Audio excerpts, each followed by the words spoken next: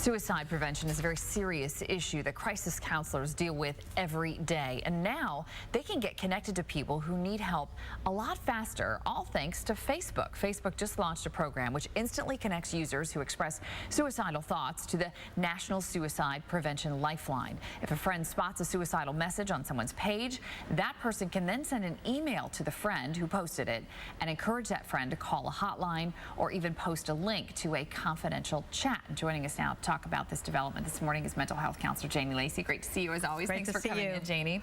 All right, so first of all, good or bad on this new program that Facebook is launching?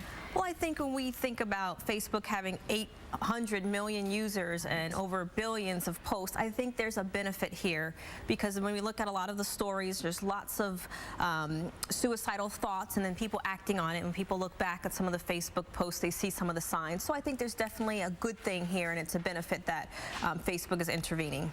And oftentimes when someone posts something like that, it's really a cry for help, is it not?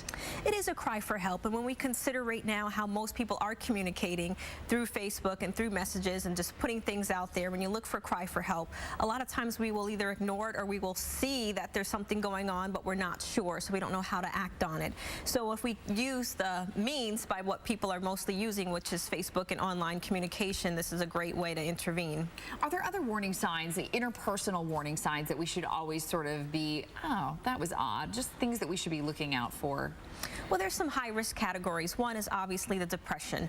If someone is just down on life and they're going through some mental disorders, there's high anxiety, if there's any type of untreated mental disorder, and then there's just a hopelessness. So most people, when we are around someone that's suicidal, we will hear hopelessness in their life and in their future, and that's the biggest warning sign that we see, is just a sense of despair and hopelessness. So when people are around them and their friends and family circle, they're the indicators. They can see those things, but sometimes we'll just say, well, they're just going through something and we don't act on it. Well, in this time of year, I would imagine especially we start to notice these things because we're around family more, and really for a lot of people this is not a joyous time of year.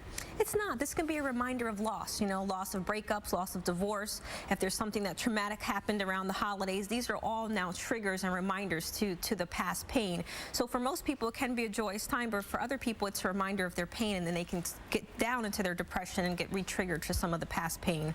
All right, Janie Lacy, always great to talk to you. Thank you so much. So there you go. Facebook, trying to